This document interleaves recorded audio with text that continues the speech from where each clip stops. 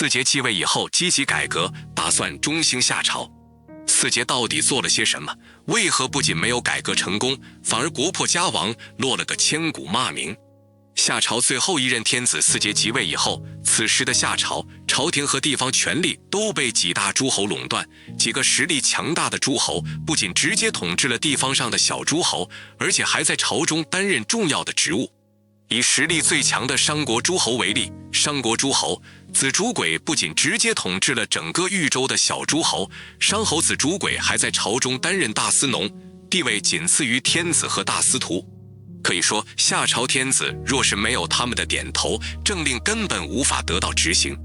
四杰继位之后，第一次大朝会，除了担任官员的几大诸侯以外，其他诸侯居然都没有来朝见四杰，这种行为是对天子极大的不敬。夏朝400年来几乎没有出现过这种情况。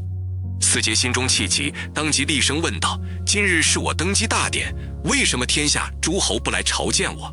不敬天子者，必须将其剿灭。”群臣听了大惊，排名第一的大臣虞国诸侯虞公姚长站在最前面，于是出来说道：“先王要德而不官兵，努力发展经济，调节政治，团结诸侯，从来没有发动战争。你现在刚刚继位，最好也不要发动战争。”四杰当即反驳说道：“你不要觉得我年少没读过书，神农讨伐卜岁，皇帝讨伐蚩尤，帝尧讨伐欢兜，帝舜讨伐三苗，帝禹讨伐共工，四齐讨伐有户，四仲康讨伐西河，九夷，四少康讨伐韩卓，四季柱讨伐三寿，四部将讨伐九苑。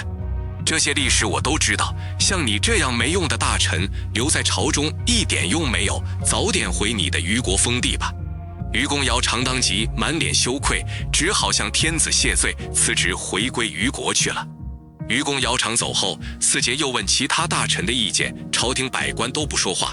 大司农商侯子主轨站出来说：“所谓先王要德而不官兵者，并不是说从不发动战争，只是应当先礼后兵，先对有错的诸侯进行道德教化，要是他们还是不改正，再去讨伐他们。”四杰听了商侯的话，长叹一口气说道：“你的意思是我的先祖都是无德之人吗？”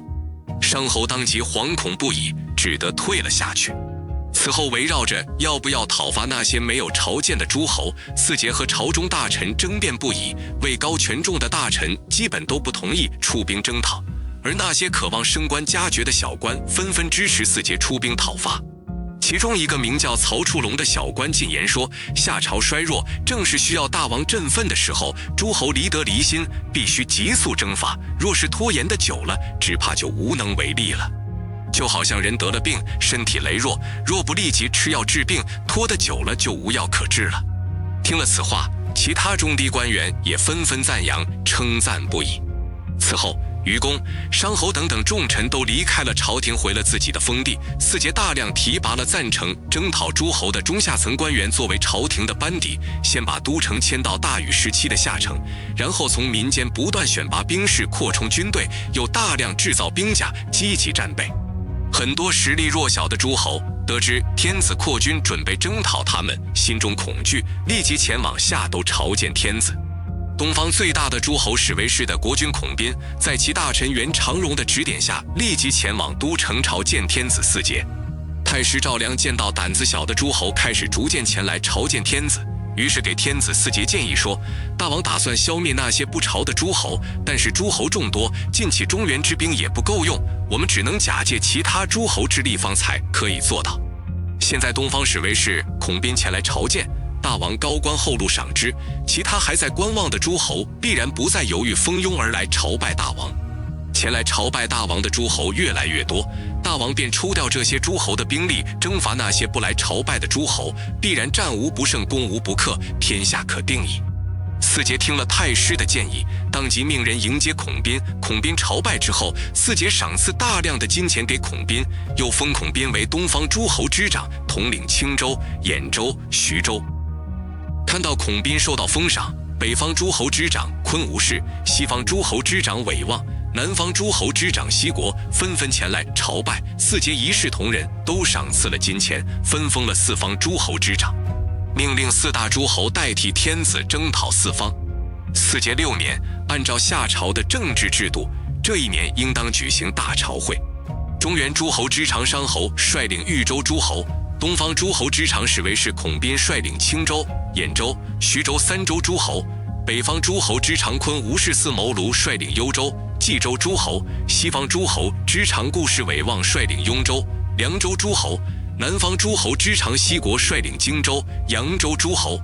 也有诸侯不和大诸侯一起来，而是和同姓诸侯一起，或者和自己交往密切的诸侯一起前去朝拜。此次朝会，距离都城较近的诸侯来了8成，距离都城较远的诸侯也来了4成。天子4节心情大好，用美食美酒犒赏四方诸侯，又派遣朝中大臣亲自陪宴，探听各路诸侯的情况。豫州诸侯葛寅想要取代商侯成为中原诸侯之长，于是贿赂4节身边的近臣侯知信以及赵良。赵良于是对天子4节说：“近日朝会之盛，3世未尝有。但是冀州诸侯有同城氏，作为4世宗亲却不来朝见，难辞其罪。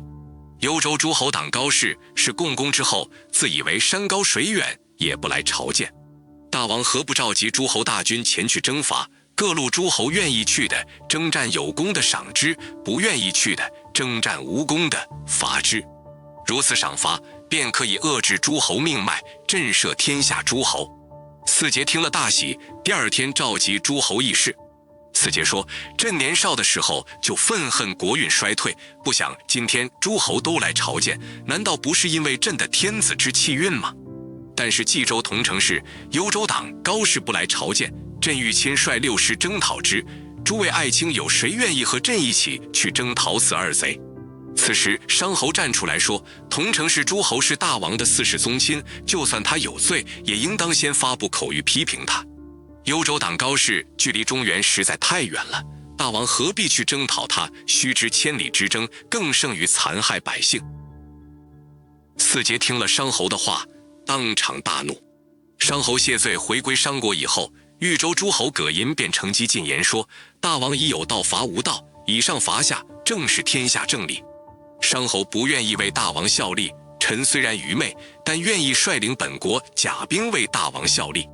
”4节听了大喜，旁边的近臣赵良收了葛寅的财物，也乘机说道：“诸侯葛寅主动请缨，仅此就应该赏赐。”于是4节任命诸侯葛寅为豫州诸侯之长，夺了商侯的豫州大诸侯职务。诸侯葛寅统帅豫州各国兵马以及4方诸侯的兵马，随同天子4节一起出征，先后2战不费吹灰之力，灭了同城氏和党高氏，用大车载着2国的财物和妻妾子女凯旋而归。从此，天下诸侯人人畏惧天子，唯命是从，再也没人敢于忤逆天子。就连5方大诸侯也要不断贿赂天子近臣，保住自己的权势和利益。4节11年，再次大会天下诸侯，天下诸侯人人称颂天子圣明，宴会上争先恐后地向天子敬酒，唯有商侯宴会之中一言不发。第2日午后，天子再次朝见诸侯。4节当面斥责商侯说：“朕有什么不足之处？宴会之上，朕和天下诸侯同乐，唯有你忧心忡忡，半席而去，你心中有何不满？”商侯对曰：“臣闻古之帝王以天子之位为忧，所以他们的乐也很长久。现在大王居然以天子之位为乐，臣担心乐不能持久，臣心中忧虑，所以半席而去。4节听了商侯的话，哈哈大笑说道：“你一个诸侯，却担心我做天子之乐，要么你操的心太多了，要么你口是心非。”商侯闻言，当场请罪。商侯的同盟好友关龙逢当即对天子说道：“商侯一片忠君报国之心，只是言辞不当罢了，还请大王宽厚对待，让他回商国去吧。”4节听了，笑着说：“商侯老人家回去吧，朝中事务无需商侯忧愁。”于是商侯自行回国去了。回国路上，商侯心思如潮，千头万绪。究竟商侯心里在想什么？他回国后打算做什么？今天的通鉴就到这里。